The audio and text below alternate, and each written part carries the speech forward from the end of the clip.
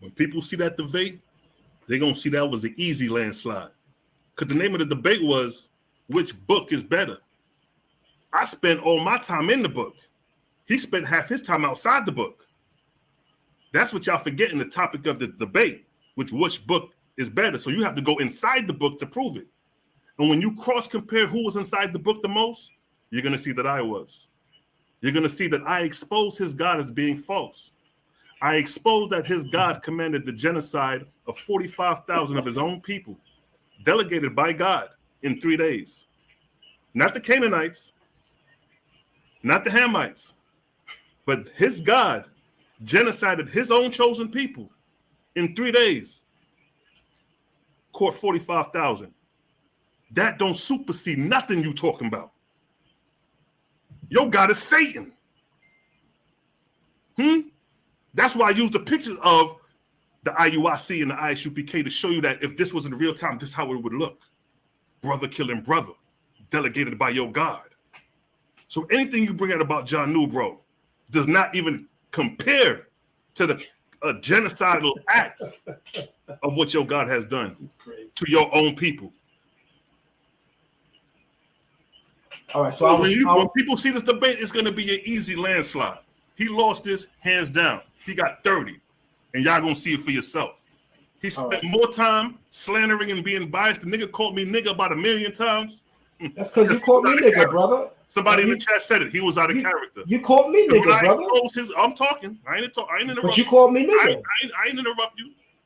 When I exposed his God in that second round, that's when it all began. Because I left him with no legs to stand on. Because you're talking about your God and his laws. But if your God is not following his own laws and his people is not following his own laws, that makes the laws null and void. It has no power. So don't talk to me about no laws when your God got his own people breaking his own laws orchestrated by your God. And Jehovah is not a God. He's not the same God of the Bible. I showed and proved that he is described as the ever-present, occupying. All right, Zion. All right, so let me just say this.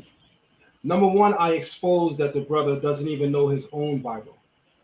Within 4 days' notice of getting the book, within 4 days' notice of even knowing the topic, I bought the Oahspe Bible, read through it, and murdered him in a debate.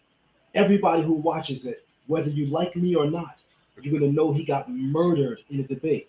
Notice that he still can't even say that John Newborough is a racist, even though I showed in the book that he's a racist. In the Oahspe Bible, there are several pictorial images of all of God's chosen people. I showed all of the images. They were all white people. Not a single black African nation. Everybody that watched that debate, you saw me show it in the Oahspe Bible. I showed you all of the images that I can still show you now of literally white people inside the Oahspe Bible, and they are regarded as God's chosen people. All throughout the Oahspe Bible, Africans are not represented. Black people are not represented.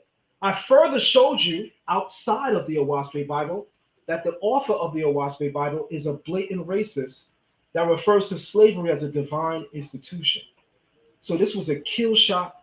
It was easy. And like I said during the debate, Captain Tazariak should have definitely took this debate because this is easy. And I guarantee you, everybody that watches this debate in the Israelite community, they're going to use what I showed to murder these guys because I literally left behind a template on how you destroy the whole Oahspe doctrine. And mind you, I did it in the space of 4 days. Right? I got to go, bro. I appreciate it. All right, go ahead. You got a question? Yeah, I just wanted to ask him, Brother Selah. It was a couple of scriptures you put up. I can't remember exactly which one it was, but it was talking about how things were happening. But it clearly said that God said, I did not ordain or I did not sanction. He said, y'all did this and that, but I did not ordain it. You know, it's kind of like a couple of those scriptures you did kind of cut yourself with the own scriptures that you brought up, because you were talking about the death and the murder, but he was saying you guys murdered, but I didn't sanction it. So it was not God who sanctioned those things. It was man doing things to each other. So it was a couple of, I wish I could have come in or asked a question during the debate, but that's what I can't remember which one you put up, brother, but that we might not want to use that one. Jeremiah 7:22 when he said I didn't command burnt offerings and sacrifices. Yeah, y'all did all that stuff, but I didn't command it. So that's not God you know, it's kind of But like. then in Leviticus, the whole Leviticus chapter 1 is the proceeding of how to do a burnt offering, commanded by the Lord God. So that's where the conflict of interest come in at, because in one breath you got Jeremiah saying, I did not command your forefathers coming out of Egypt concerning burnt offerings. But then you have Leviticus chapter 1, where the Lord is telling you how to perform a burnt offering. So it's a contradiction of God's. Brother Amaral McCarthy, he's butchering, as you already know, brother, he's butchering the Bible. I could pull up Jeremiah 7 right now and go through that verse and show you that the Creator didn't say that. This is why it's important that when people are reading and more importantly teaching about the Bible, that we know, number one, that they can read. We know, number two, that they're teachers, and we know that there's a measure of common sense there. And what the verse says verbatim is, I did not command you on the day that you left Egypt in concerning burnt offerings and sacrifices. Context, on the day that you left Egypt. So what are we talking about? None of the 613 commandments was given to the Israelites on the day that they left Egypt. This is why the brother's argument is so silly, because in context, the Creator is saying that he did not speak to them concerning sacrifices and burnt offerings on the day that I brought them up out of the land of Egypt. He didn't even give us the Torah. The children of Israel received the Torah 50 days from the Exodus. Everybody knows that. The Bible tells you that. And it says in Jeremiah chapter 7, I did not command you concerning burnt offerings in the day that I brought you up out of Egypt. Now, he said during the debate, a day is 24 hours. But the Bible clearly showed that the children of Israel didn't receive any of the commandments until 50 days later. So he cutting his own self by even bringing up Jeremiah 7. And this is why I'm saying, when you listening to people like this, they only sound smart to stupid people. That's not right and exact, because if you go to Amos chapter 5, verse 24 and 25. Now he got to change verses, y'all. No. It's a precept. It's a precept cut to your own argument. It's a precept cut because the Israelites spent 40 years going to the tabernacle of Moloch for 40 years in the wilderness. So you cut yourself. The Leviticus priesthood is a Babylonian Canaanite. It's a Canaanite. But you said more than one God created the world. Your God of the Bible is a Canaanite God. You said more than one God created the world, right? So you want me to cut you right now? For 40 years in the wilderness. No, hold on. You said more than. I'm answering you. You said, hold on. I'm speaking now. You said more than. Brother, we all speaking. It's a free for all. Amos 5, chapter 20. Amos 5, 24 and 5 says here, Israel, you offered me sacrifice 40 years in the wilderness. You offered me the tabernacles of your Moloch for 40 years in the wilderness. So what I'm saying is that your Leviticus priesthood is a Canaanite plagiarized priesthood. Because first of all, the priesthood was in Canaan prior to the Israelites having it. In 650 BC, they have a Canaanite temple with the Holy of Holies. 1650 BC, guess what? Where were you? You were still in Egypt. Because Israel was in Egypt, the whole Middle Kingdom, from the second millennium BC to the New Kingdom, whole Middle Kingdom. BC. Israel was in Egypt, the whole Middle Kingdom. Yes, that's the 400-year period that Israel was in Egypt. We got the Oahspe ladies calling out Nepal. The Oahspe sisters calling out Nepal. So I want to be able to address him too. So Selah Shalom teaches that more than one God created the world. Sonata, can I share my screen really quick? Share your screen, brother. Thank you. I'm gonna cut him live. Right. I didn't come on this panel to have a second debate, but I'm gonna cut him live. Because watch this. You're gonna get cut. You ain't no teacher. Mr. Linwood, I didn't hear your I think your mic is off, Mr. Linwood. Say something. Anybody hear me? We can't. Huh? Y'all can hear me, right? I can hear you now. Okay, my question is, what God is he talking about that is a murderer and a false God? Who are you asking that question to? The gentleman who made the mention that your God is Satan. Who are you asking it to? The brother in the white or the brother in the blue? The brother that made the comment about God is Satan. I think the white one or the guy in the blue. He's referring to me. He must ain't see the debate. You ain't see the debate, brother? I saw bits and pieces of it, but I was at work. Oh, okay. He definitely saw it because that was only spoken of during the debate. When you go back and see the debate, go back and watch the second round, and that'll be your answer.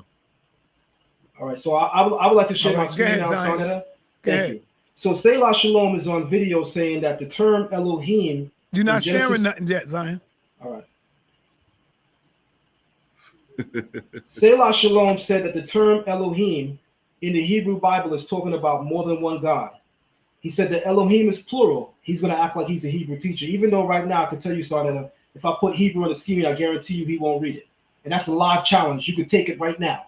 So watch this. He says Elohim is plural, so the God of creation in Genesis 1 was more than one God. More than one God is creating the children of Israel. More than one God is creating man. And he said to let us create man was more than one God. Watch this, Sarnetta. In the book of Malachi, chapter 2, verse 10, a rhetorical question is asked. And I'll highlight it. Have we all not one Father? Has not one God created us? But it gets better, Sarnetta, because I'll even show it in the Hebrew. This dude sounds smart to people that don't have common sense, so I don't blame them. But to a person that's well-seasoned like myself, he's light work. And that's why the debate was so easy for me. I took it knowing I would murder him. So I'll show it in the Hebrew now.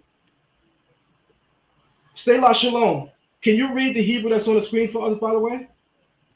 Do your thing, bro. No, I'm asking you, brother. Could you read the Hebrew that's on the screen? I'm not worried about reading according to your Bible. I'm asking you, can you read the Hebrew? You said you read Hebrew before. So can you read it?